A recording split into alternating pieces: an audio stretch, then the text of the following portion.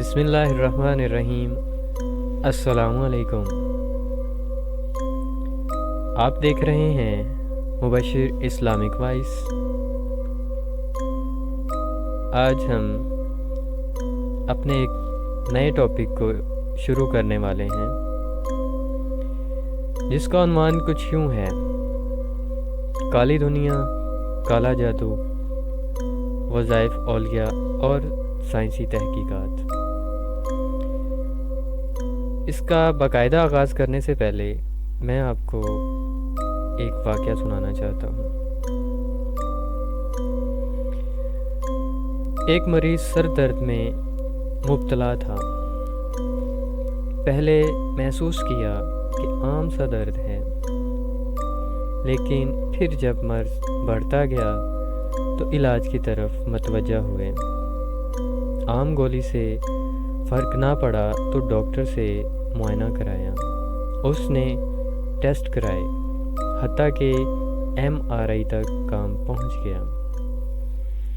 سب test بالکل درست تھے، کسی قسم کی بیماری نہیں تھی، لیکن مرض پہلے کی طرح بڑھتا گیا اور ہزاروں روپے تک لگ گئے۔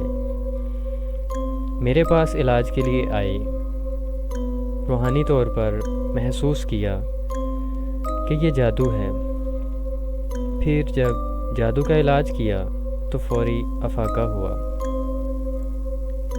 مریض حیران، حالانکہ ان کے ہاں جادو نام کی چیز کا زیادہ یقین نہیں تھا، لیکن حقیقت ضرور واضح ہوتی ہے کہ انہیں تسلیم کرنا پڑتا ہے کہ اس کی وجہ جو ہے وہ جادو ہے۔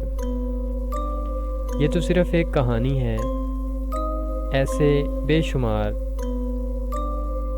شمار کہانیاں روز مجھے سننے کو، دیکھنے کو اور علاج کو ملتی ہیں کہ مرض کا علاج کرتے کرتے عاجز آ گئے، اور پھر جب کہانی کھولی تو اندر سے جادو کا روگ اور بعض کالے جادو کی گندگی سے متفن تھے۔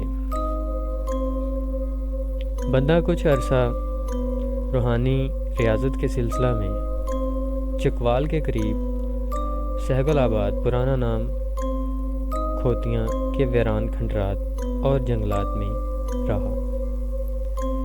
وہاں ایک دفعہ ایک بابا جی ملے۔ ان کے پاس کالا جادو تھا۔ کہنے لگے، یہ منتر سیکھ لیں اور شہد کے چھتے پر ہاتھ رکھ لیں، کوئی شہد کی مکھی قریب نہیں آئے گی، نہ کاٹے گی، اور دوسری یہ قرآن کی آیت ہے، پڑھیں تو کوئی مکھی کاٹ سکتی ہے۔ یعنی اس کا مطلب تھا منتر کی گارنٹی ہے اور نعوذ باللہ قرآن کی کوئی گارنٹی نہیں۔ میں نے پوچھا، ایسا کیوں کہنے لگے کہ کالے جادو میں تکلیف شیطان لے لیتے ہیں اور قرآن کا نفع بقدر یقین اور ایمان ہوگا، اور شیطانی طاقتیں یہ چاہتی ہیں کہ اس عمل کرنے والے کا یقین قرآن سے ہٹ کر شیطان پر آ جائے اور آخرت برباد ہو جائے۔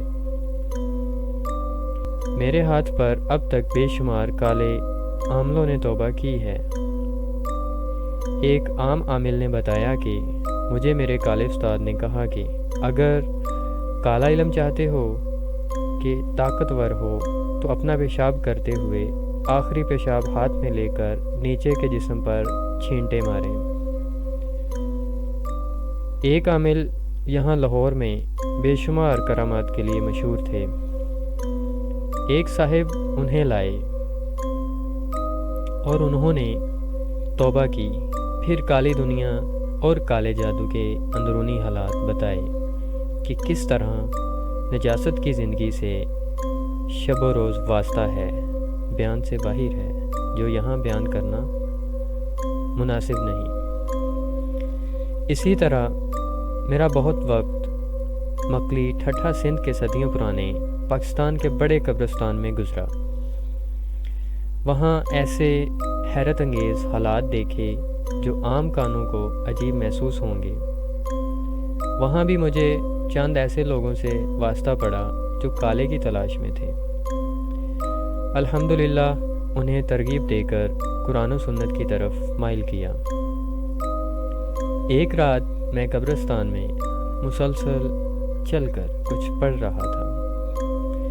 میلوں پھیلا قبرستان، چاندنی رات، مختلف قسم کی مخلوق بالکل واضح۔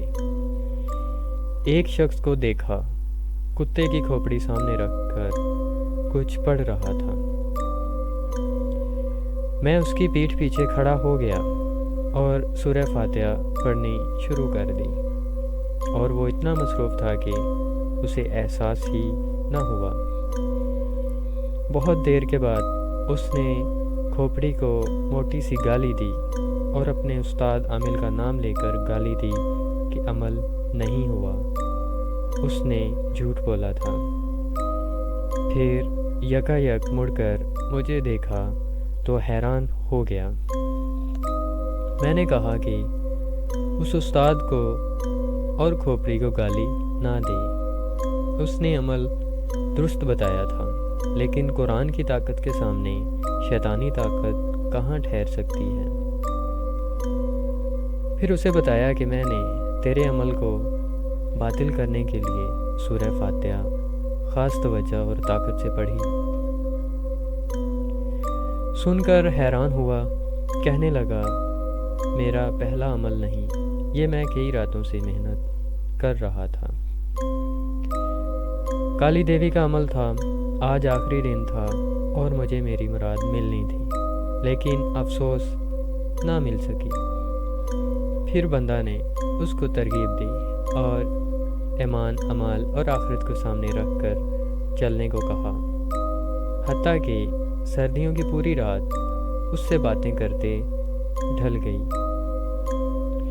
پر خوشی ہوئی کہ میری وجہ سے کسی کو ہدایت مل گئی ہے۔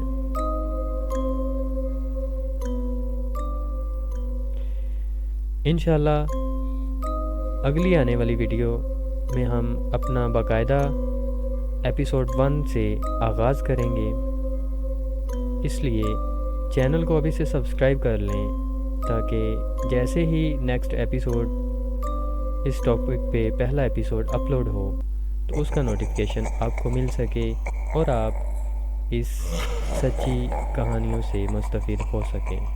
شکریہ۔